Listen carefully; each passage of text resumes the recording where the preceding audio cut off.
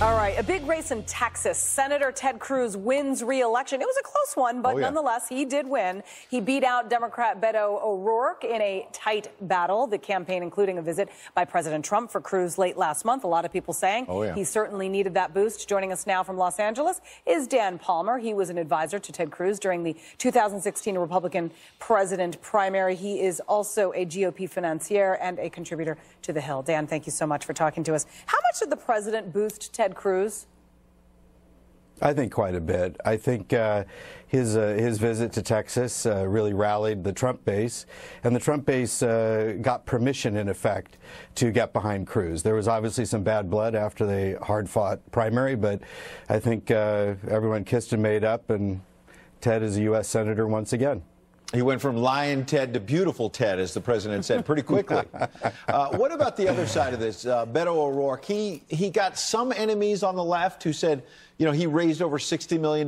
They thought maybe some of that money should have been better spent in you know, a Missouri, or a North Dakota, somewhere where they could have saved someone, whereas this seemed like a lost cause. On the other hand, he has a lot of people on the left who are pretty fired up, who think he's going to run for president. Well, I think we learned something tonight, which is it doesn't matter how much money you have. If you're not a good fit for the district, it won't make any difference.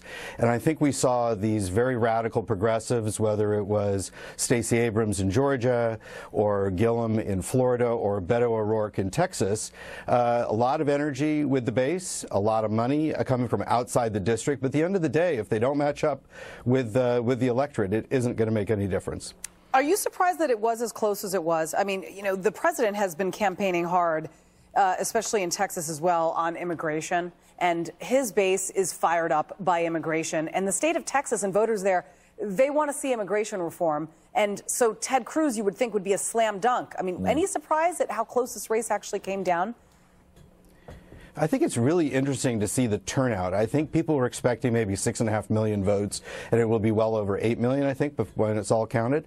So there was a lot of additional energy for a midterm. And I think this immigration issue is obviously unresolved, but the American people have some clarity on it. From what I've read, the best polling on it shows that there's an 80+% consensus among voters that legal immigration is desirable, but there's an equally high 80+% consensus among American voters that illegal immigration is not okay.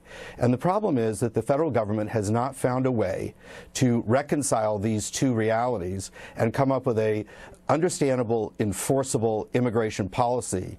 And I think until they do, we're going to have loggerheads.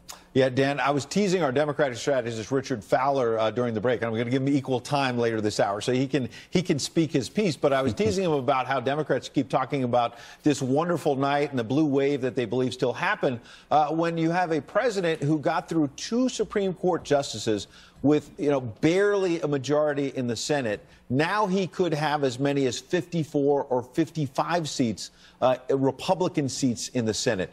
That seems to me to be a pretty big night for the president. He might be jamming through a lot more judicial nominations and maybe some other things as well. Well, there's no question about it. If you have 51 votes, and one of them is John McCain, one of them is Heidi Heitkamp, and another is, excuse me, no, not Heidi Heitkamp, Lisa Murkowski and Susan Collins, you've got 3 soft Republican votes. So Chuck Schumer may actually have operational control of the United States Senate. But when you replace 4 Democrats with Trump loyalists, you're sitting with 54, maybe 55, and you can give away 1 or 2 or 3 of your own caucus and still get a new AG confirmed, judges confirmed, contentious legislation confirmed. So I think it's a much stronger hand in the Senate, no question about it. In the House, you know, I think it's actually could play to Trump's advantage. It wasn't what I wanted. I raised lots of money to help preserve the House. I think we raised $5 million here over the last year or so working on these California districts.